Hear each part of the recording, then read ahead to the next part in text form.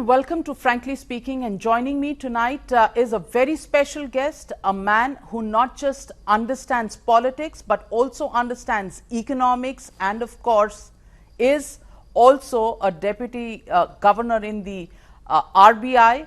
Mr. S. Gurumurthy wears many hats, but today he is here to decode for us the big changes that we are expecting to see in Tamil Nadu politics. Good evening, Mr. Gurumurthy, and thank you for speaking to me on Frankly Speaking today. I want to ask you, we did have a preliminary chat on the entry of Rajinikanth on the news hour just a couple of days ago, but I want to ask you, there were rumors just last month that Rajinikanth, with his health and the pandemic worries, possibly was putting off his entry into politics. Do we have confirmation from you that your visit to him early last month had anything to do with the announcement that he made just a few days ago? That's not correct, because I have been meeting him quite often. We are friends, we have been meeting him oftener actually. But this meeting got publicized because somebody gave information that I am there, and so the media people highlighted it. He has been thinking about entry into politics, and he had actually decided that after the Lok Sabha elections last time he would be actively begin and then form a party. This he had decided last year itself, and he had also said somewhat around June to make this announcement and probably launch the party in December now. But when the pandemic came, the doctors did advise him that you are taking medicines which are completely the reverse of the treatment that pandemic needs. So it will not be advisable for you to get into mass politics because that will risk you enormously. So of course there were pressures on him not to enter with his health under such questionable circumstances. It doesn't mean that he didn't want to do it. He was only considering whether he would be able to undertake the difficult task. He had discussed it with me, he had discussed it with his family members, he had discussed it with his doctors, but that did not detract from the fact that he wanted to do something which Tamil Nadu people had been expecting for long from him. So to say that I met him so that there was a difference is not correct. He has been having a difficult time to deal with because of his pandemic and his health, that he could not have overcome by talking with me. So it's wrong to say that I would have made a difference. Actually, he had discussions with the doctor, probably decided that it would be not too difficult given the technological developments to do a campaign without risking him too much. He must have received that advice from the doctor. That's why he has done it. So, Mr. Gurumurthy, you want to believe, you want to make us believe, you want to make the people of Tamil Nadu believe that you've not been giving him advice on how to start a political party, on what kind of a campaign he should lead, what kind of agenda he should have. I'm sure, given your friendship, these issues must have come up, and you must have discussed the roadmap of his entry into politics, because there have been hot and cold vibes over the last several months that we've heard, coming in, but wait for a while, and now when he makes the plunge, clearly there has been enough time for both of you to discuss this. So why don't you give us a peek into the mind of Rajinikanth and what his plans are as he's discussed them with you? See, I never said he did not discuss starting the political party or what should be his approach to different aspects of public life and different political parties here. We have discussed everything. But you asked a very specific question that did your meeting make a difference to his earlier publicized view that because of pandemic, he may not be able to start a party, whether my meeting made a difference. I said no to that. It is not that I have not been discussing political issues with him. He has not been discussing it with me. He has been, and we have discussed many things because we have been friends for long. So he has a very intense urge to do something for Tamil Nadu, mostly and largely and maybe entirely because the Tamil Nadu people have reposed enormous amount of faith and expectations in him. And this was very visible from 1996. And from that time, he has always been under pressure. But I think with two very high personalities on both sides, Jayalalitha and Karunanidhi, he was not willing, unless an issue arose, like 1996, about or against one of them, which opportunity did not arise till both of them passed away actually. Between 1996 and 2016 and 18, if you see Tamil Nadu politics, there was no such momentous issue like what happened in 1996, which turned the tide against Jayalalitha in any of the subsequent elections. So maybe he was waiting for an opportunity, and this is the right opportunity. With both of them not being there, it has become a contest of merely political parties, intra-political party fight between the inter-political party fight between the DMK and the ADMK. And for a state which is which has always been looking to very high personalities, he thought this is the right time to enter. That is why he decided not to enter at the time of the Lok Sabha elections, where the issues would be very different, where he may not be able to make his full impact. He waited for the assembly elections. All these we have discussed. I have agreed with him. And much of the discussions, he has been the contributor. He would ask questions, I would give replies. I have never tried to persuade him because I have always believed that you can never persuade a man to undertake a task which he has to carry entirely on his shoulders, because at no time he should feel that he has been misled into doing something which he did not want to do. And his public life obligations are too heavy, too intense, and too demanding that unless there is volition from within, nobody should be undertaking it. So I was very careful not to cross the line, despite all my desire that he should get into politics, which I have been expressing in public. I have been writing in the Thuglak magazine that he has to come. But in private, I have never put this pressure on him. I only wanted him to make up his mind. And in the discussions, he had expressed at no time a desire to keep away from politics. So, Mr. Gurumurthy, you've also stated that there will be a tectonic shift in the politics of Tamil Nadu with the entry of Mr. Rajinikanth. I want to ask you, there are skeptics who say that he probably has left it for too late. Late not just in his own age, the fact is that it is too late because we are looking at possibly elections sometime in April 2021 and we're already in the first week of December. So, do you think it's too late? I don't think so, because the ecosystem is so advantageous to him today.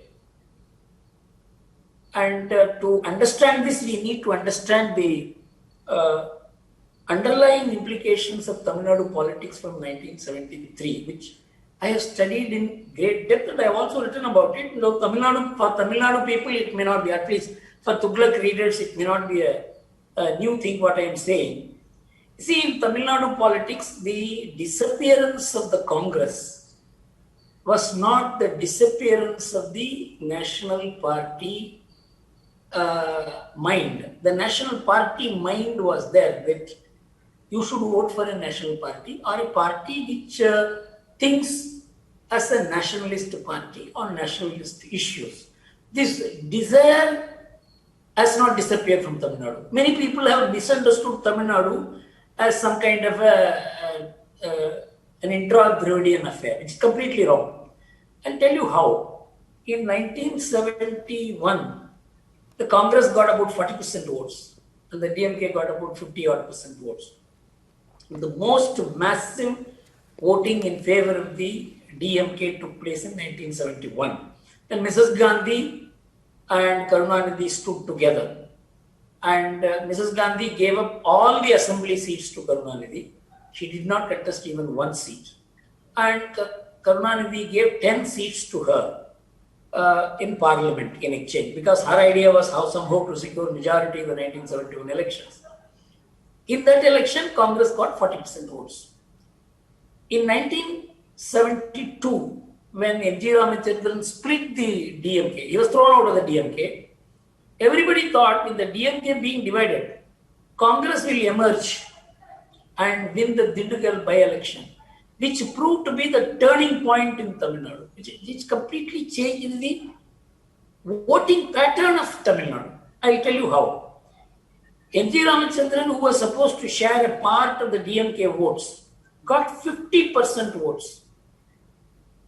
And his own popularity included in the DMK got the DMK only that much votes.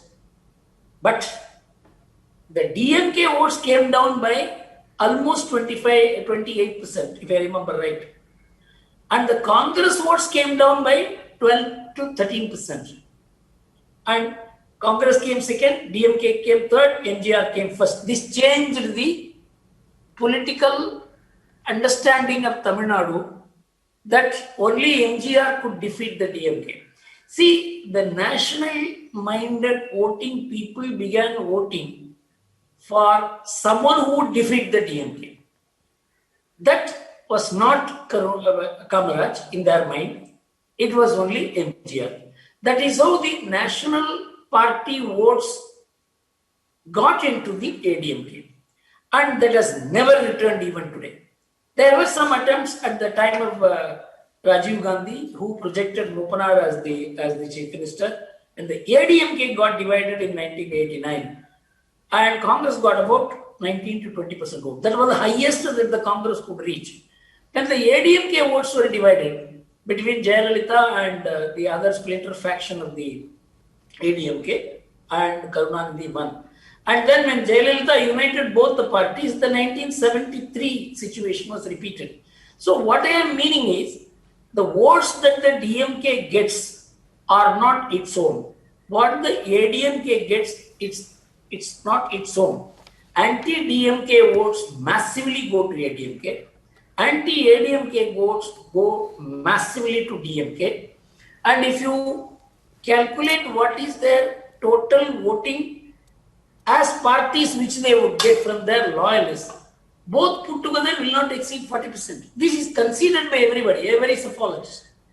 So the balance vote, which goes to one party because they don't want to vote for the other party, is what is critical for Rajinikanth, because he will be able to get both the anti-DMK and anti-ADMK votes.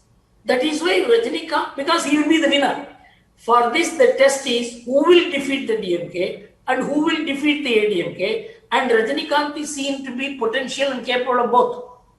So, if you look at only the physical voting, one cannot understand the logic of Rajinikanth's entry, because two huge parties, they are not huge in that sense. It is only because one could defeat the other, each one looks bigger than what it is really. So I think Rajinikanth's calculation is entirely right, that he would be able to mop up most, if not all, of the anti-DMK and anti-ADMK votes, which will leave them with almost 50-60% of the votes that they were getting, that they would otherwise be getting. So I think he has chosen his logic is correct, and he has chosen the right time, because there is no Karunanidhi or Jayalalitha to hold the anti-ADMK votes with the DMK or the anti-DMK votes with the ADMK. So, Mr. Gurumurthy, let me ask you, since there is no Jayalalitha today, we already have seen factions within the AIA-DMK. There is an EPS faction, there is an OPS faction, and possibly many other leaders who fancy their chances also in rotation to lead the state or the party. I want to ask you, how much is that factored in by the BJP when they first announced, when the AIADMK said that they were ready to get into an alliance with the BJP? Do you think it will work for the BJP to split the AIADMK? Do you think AIADMK lock, stock and barrel can come with the BJP and then align with Rajinikanth? How are you seeing this part of the story unfolding in Tamil Nadu? See, this is actually integral to what I am going to tell you, which I have actually hinted at you. The national-minded people's votes, which in my view today is more than half, has splintered among different parties. And this includes people who hate the atheistic campaign of DMK, and their questionable understanding of Tamil nationalism and Indian nationalism, sometimes expressing anti-nationalism. This kind of votes are splintered among different parties because no one would be able to consolidate these votes in a direction to defeat the DMK, and the ADMK is a semi-nationalist party. It would save you from DMK, but it would not be able to show the might of standing for a national cause because there is no such leader as Jayalalitha and M.G. Ramachandran.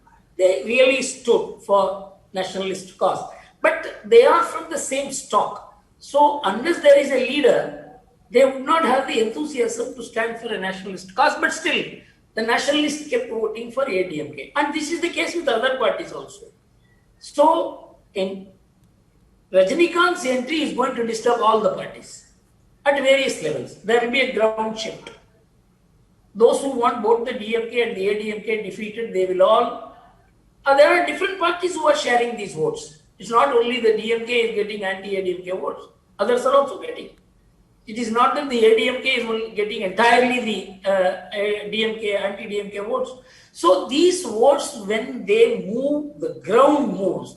And there will be movement of cadre because the lacks of cadre of Rajinikanth in Rajini People's Mandram is drawn from different parties. It's not that he has created his own non-party cadre. And when they leave their parties, then there will be a middle-level movement also. And the point that you mentioned, but there is a lot of disturbance within ADMK. There is equal amount of disturbance in the DMK, but the DMK being a more disciplined party, it is able to see that there is no open expression of dissent. That is because of the forced entry of Stalin's son, Udayamidhi, which most seniors are not liking. And the consequence can be, now as a result of it, Udayamidhi being pushed into politics and made to capture the top position, that will slow down immediately because of Rajini's entry. Because if they go forward, then the senior leaders will have an option with Rajini. So if Stalin will be in a catch-22 situation, whether to move ahead with the succession or to withhold the succession. If you withhold the succession, then he will not emerge as the top leader. So DMK is also in difficulty. My view is that the coming 2 months or even 3 months will reveal what kind of seepages will take place from different parties openly. Already Mr. O.P. Pannirselvam, the Deputy Chief Minister, has positively looked at Rajini's entry and even said we can have an alliance. If ADMK is also willing for an alliance, because today ADMK may not be in a position to defeat the DMK all by itself, it may even offer an alliance. So all possibilities are open. But Rajini's entry is definitely targeting the DMK. So what is the BJP's game plan in this? It hardly has any presence in the state of Tamil Nadu. It will have to piggyback on one or the other option, which is the Rajinikanth option or the AIADMK option, because frankly Hindi में कहा जाता है उसका कोई अस्तित्व अभी तमिलनाडु में है नहीं बीजेपी का. So where do you think the BJP is looking at this entire alliance? Because many people say Rajinikanth is more suited with the BJP. He is going to be more close to the saffron agenda. But he has said that, he will do secular and spiritual politics. So where does this actually come and merge with the BJP's agenda? Because BJP will have to be the catalyst, A, to make an entry, and B, to bring Rajinikanth and AIADMK together. See, first, the BJP is not a pushover in this election because in the last 1 year, the BJP has gained a lot of traction. Let's assume the BJP contests on its own. Keep Rajinikanth aside for the moment. If the DMK and ADMK situation was there and the BJP contested alone, it would have secured very respectable 7-8% votes. It would not have been a poor performer. This everybody concedes today. But the BJP contesting alone means the defeat of ADMK and ADMK having a walkover. That might not be advisable from the BJP perspective. So the BJP would normally prefer an understanding with the ADMK. If the BJP contested alone, it would have established that it has this base. But if it contests with the ADMK, it will be regarded as piggyback. Look at the BJP's perspective. If they had allowed, okay, let anything happen, let the DMK win. Let us establish that we have a political base. This is the best opportunity. This would have been the best opportunity if Rajini had not entered for the BJP to do that. But the BJP was constrained by this fact that they would not like the DMK to come to power, and that is how the BJP, which had really no stake in the 2021 elections, opted for or is likely to opt for AIADMK because the BJP has not made its mind clear as yet. But Rajini's entry certainly makes a difference. You see, Rajini is in a way like in the sense of sharing the BJP philosophy. I would not call it ideology. I would call it philosophy. Because ideology means them versus us business. Ideology means, okay, if I have a view, you have a view kind of thing. So philosophically, there is an alignment between, there was an alignment between Jayalalitha and BJP, which did not allow the BJP to grow. The important point is BJP could not take advantage of the anti-Hindu, anti-national politics of the DMK because Jayalalitha internalized the BJP philosophy. The same situation arises now because Rajini is also of the same type. When he talks about spiritual politics, people outside Tamil Nadu may not be able to understand because this is an issue which we have discussed at length. Spiritual politics in Tamil Nadu, in Tamil, it's a very different term called Anmika Arasya, which the Tamil people will be able to understand better. It is the rough translation of spiritual politics is not exactly right. When you talk about Anmika Arasya, which is equivalent in English to spiritual politics, it means anti-DMK politics. This everybody knows because DMK is regarded as anti-Hindu. And Anmika means philosophically Hindu because you accept all the faiths. Anmika means you accept all the faiths. It's much higher than your secularism. When he means secular, he means this, which is probably in alignment with the BJP. So he has no conflict with the BJP on what is secularism. And Rajinikanth is not pseudo-secular. And he will never make the kind of communal appeals which the DMK and the ADMK make to Muslims or Christians. He will treat them as equals, which he has always done. He is a believer in all ways of worship. So, about Rajinikanth, philosophic alignment with BJP is not in question. That is to the advantage of both because they can align. That is the disadvantage of BJP because if Rajinikanth and BJP go separately, BJP will be the loser because Rajinikanth would, like Jayalalitha, internalize the BJP in his party. Oh, all right, that makes a lot of sense. But let me be the devil's advocate, Mr. Gurumurthy. I don't mean to disrespect the voters of Tamil Nadu, but as political observers, we have seen that goodies and populism in manifestos have often decided which way elections are going to go. So, somebody is giving a gold chain, somebody is giving a gold coin, somebody is giving a television. Where does ideology or nationalism or anything else enter into the fray as an issue in a state which is extremely vulnerable to these kind of offers that both the DMK and the AIA-DMK have made in the past? The ADMK spent enormous amount of money in the last Lok Sabha elections. The DMK and ADMK both spent. But the DMK scored a massive victory. So that only when elections have no issues, only when there is no new element in the elections where the elections are in a way normal elections, money does play a role. It has been proved in Tamil Nadu, but money doesn't shift such a number of votes as to make one party 70%, the other party 30%. No, not at all. It is only because of lack of issues. Money has come to play a role.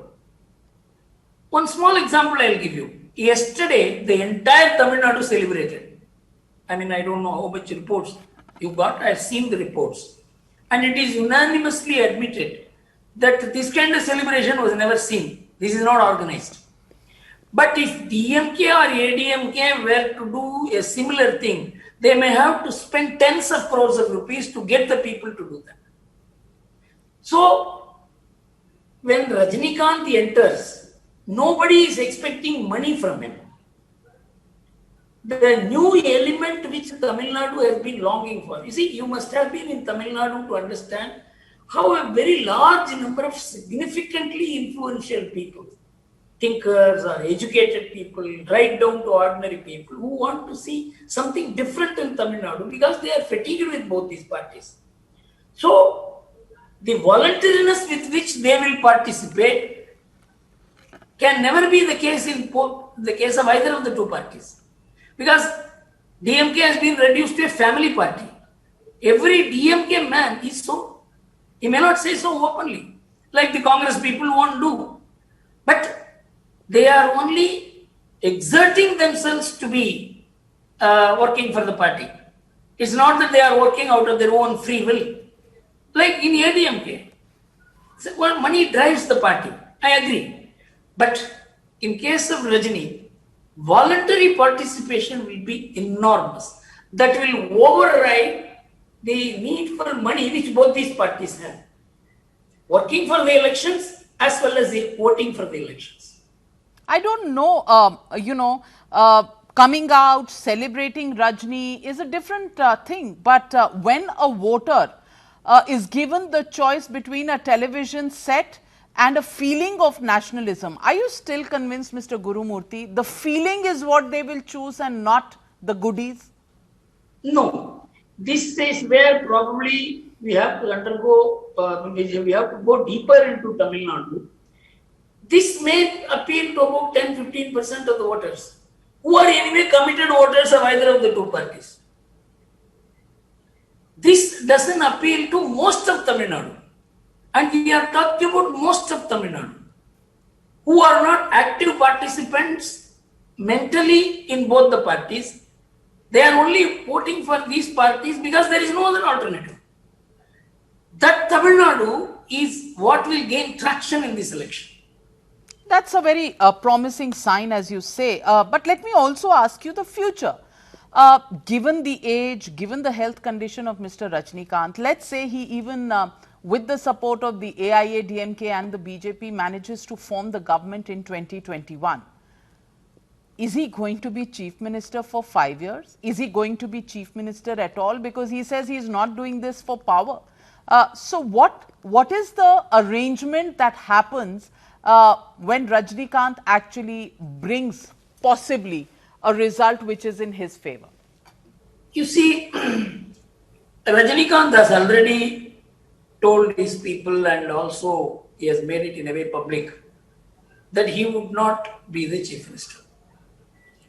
And in a sense, it disappoints his close followers. It raises questions in others' mind. What is this politics in which the man doesn't want to be in the critical position? But there are also people who say, in the way the people are hankering after positions, here is one man who says, I don't want anything. I only want to do something.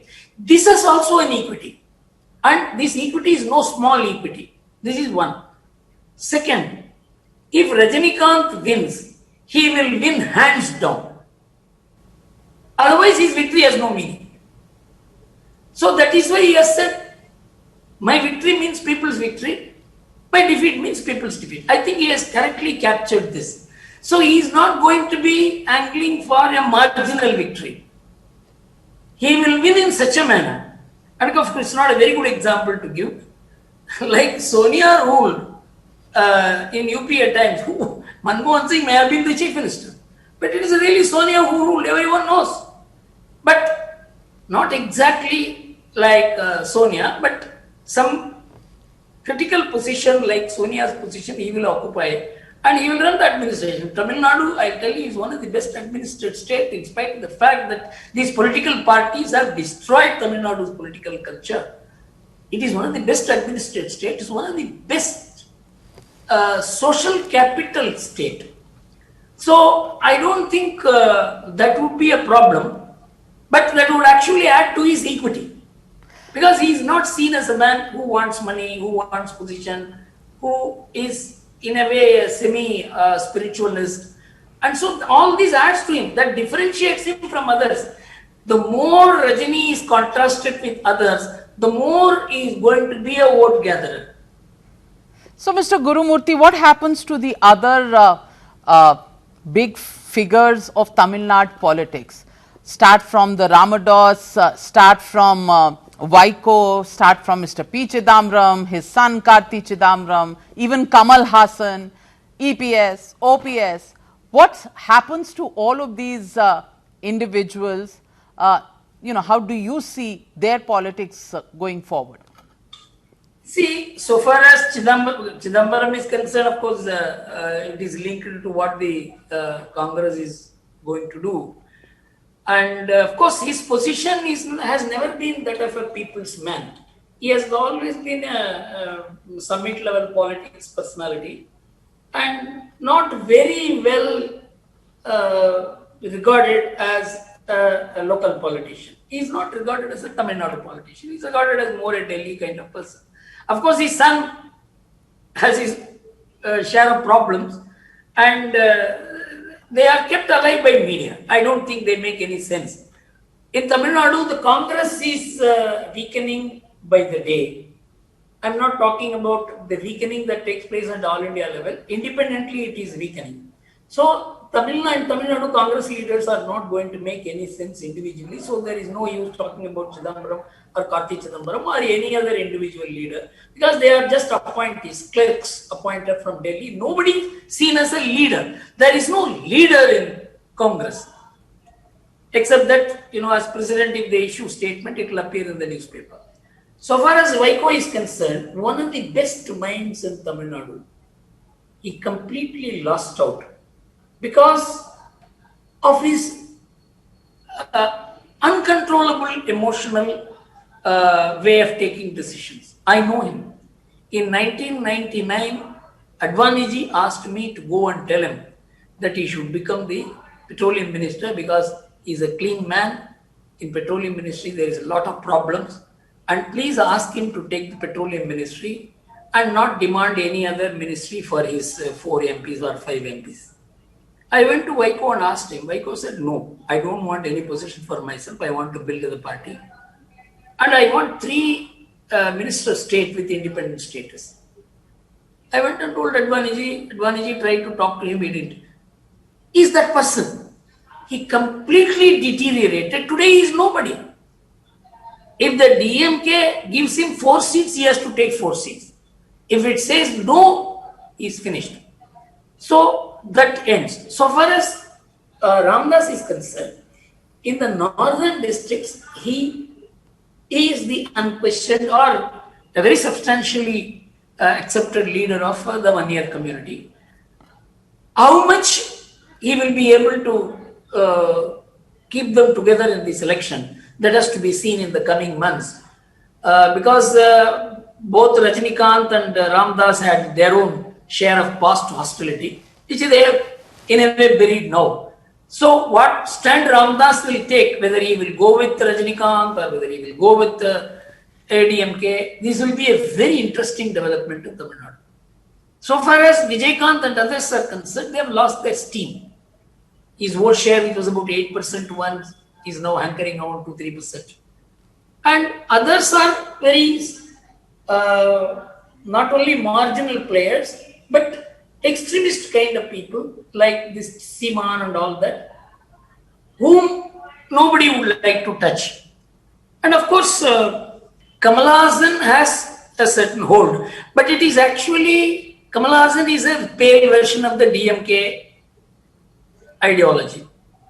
That is also going to be a big problem. So he will not be able to fit into Rajini's scheme of things.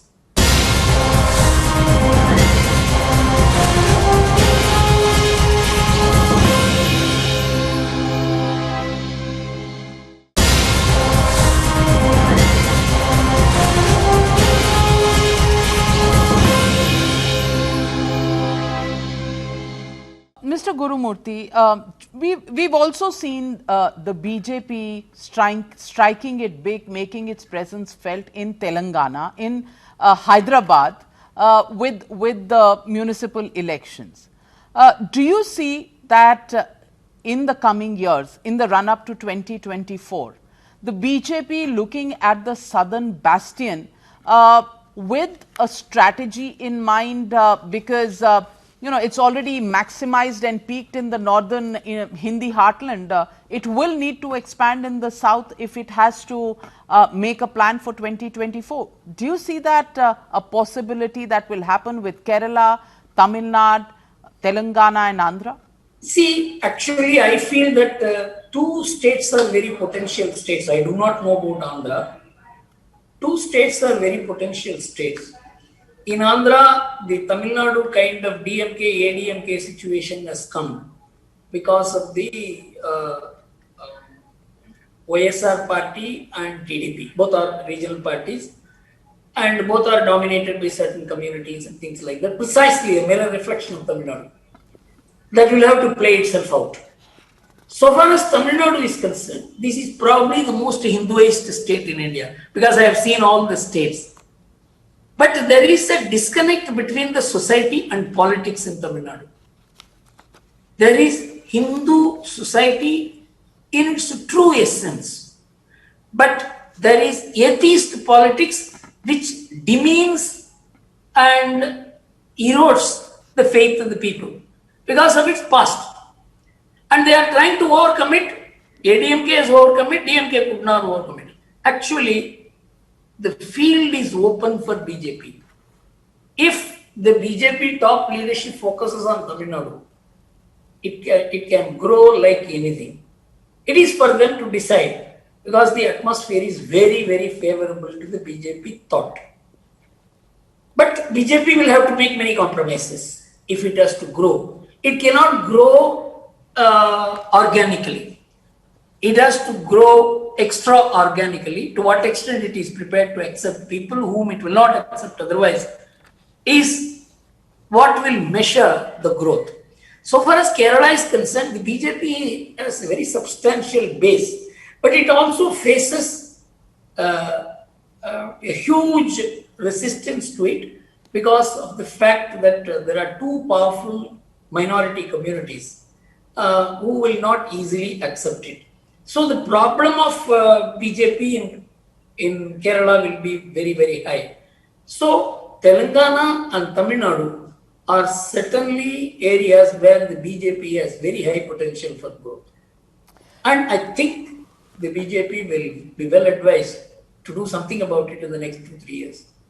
Mr. Gurumurthy, the fact that Mr. Rajinikanth has not apologized for his statement on the Ramaswamy statements and the 71 procession where Ram and Sita were, carried without their clothes and chappals and shoes were thrown at them, that he's taken a position on these kind of issues, the fact that he's called the Prime Minister, Krishna, and he himself is Arjun after the abrogation of Article 370. Should we take it as a done deal given your links to both sides, the BJP as well as Rajinikanth, that sooner or later, tacitly or openly, there will be an arrangement between the two sides?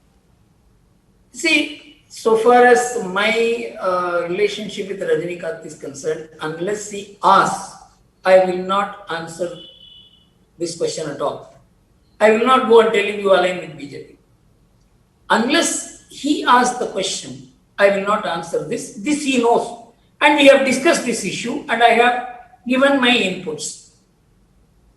What M.G. Ramachandran taught Tamil Nadu, which Karunanidhi understood much later, is that if you run a state government, if a regional party runs a state government, if it does not have comfortable relationship with the central government, the growth of the state will be affected and that will affect the party itself. This is where M.G. Ramachandran understood the need for good relationship with the center. And Rajinikanth, as an astute politician, knows. I mean, I am not talking about any other thing. I am talking about how he will have to deliver in Tamil Nadu. So he will naturally think that it is necessary to have the best relationship with the central government. He will have no objection like the political untouchability which the so-called quote-unquote secular parties practice towards the BJP. He will not be practicing it because I know that that is not his true understanding of secularism. I want to ask you, there is a people's issue and there are several larger issues. Amongst the people's issues, I want to just pick up the issue of the PMC Bank. In recent times, we've seen another bank coming under pressure and virtually or overnight, a merger or support system comes in from the DBS.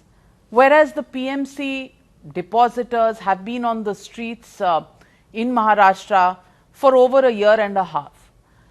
Why is the RBI, which has always stated that we are looking into it, we are going to come out with something, has till date not come out with 100% solution about the PMC Bank? See, unfortunately, the relationship between cooperative banks or the regulatory jurisdiction over cooperative banks and the RBI was not clear at all. It is only post PMC the cooperative banks regulatory power has been given to the RBI. So the RBI was only looking at the credit side of the cooperatives.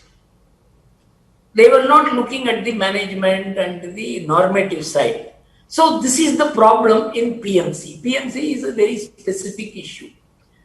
It is true that the PMC has been misused by people who have managed it, but it is largely the responsibility of the state government. The state government, which is supposed to be looking into all this, it's a very unfortunate case. But today, Lakshmi Vilas Bank case is there. If, as an investor, I should think whether if somebody is giving 2% interest more, why is he giving 2% interest more than even the best managed banks? So if I am lured by that, then, I make it difficult even for the regulator. I think if the financial literacy has to improve, that when somebody is offering a gold coin for making a deposit into his bank or into his financial company, then we should raise questions. Unfortunately, that lack of that financial literacy is the cause of many of these problems. It doesn't happen with other banks. It happens with only those banks which make these cheaper appeals. And it is not very easy to say this is what the Reserve Bank should have. Ultimately, it means how much money somebody is going to put in to save the bank and where is that money going to come from. The Reserve Bank obviously cannot put in any money because the Reserve Bank has to put in money only if somebody issues a security for that money being put. There is an issue when the government brings out schemes like Lok Kalyan, Lok Garib Kalyan package, when there is, problems for one section of the society. There, I'm not saying that the underprivileged have not to be looked after. But when a problem occurs, a bank that has been existing for so long, there is, you're saying that it falls between stools. People are going to ask you the question that 5 years you had already governed or the BJP had already governed this country. Why did they not find out these problems then? Who was governing cooperative banks? When something completely breaks down, when people are on the streets, people are dying, they don't have access to their money. Why are we talking about financial literacy at that point in time? Why are we not talking about faulty regulatory practices? It's very well to say the state government should look after, but both the state governments and the centre, probably talk to each other about every political issue, but when it comes to a people's issue, there may be limited amount of people, but the fact is that there are a few hapless, innocent people who are facing problems. Will they fall in nobody's land? See, it's actually a political issue. Who should take the responsibility? The government will have to take the responsibility and the government will have to shell out. And the government will shell out to whose money? It will only shell out the people's money.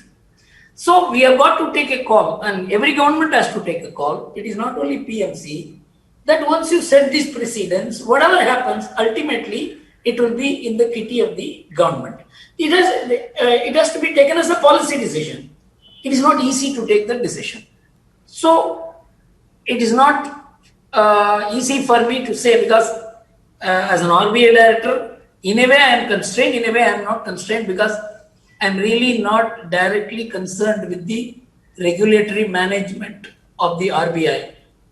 We only set policies. So I am not really concerned with that. Once the jurisdiction or regulatory jurisdiction has shifted, I may be able to contribute something now, but not when the crisis occurred.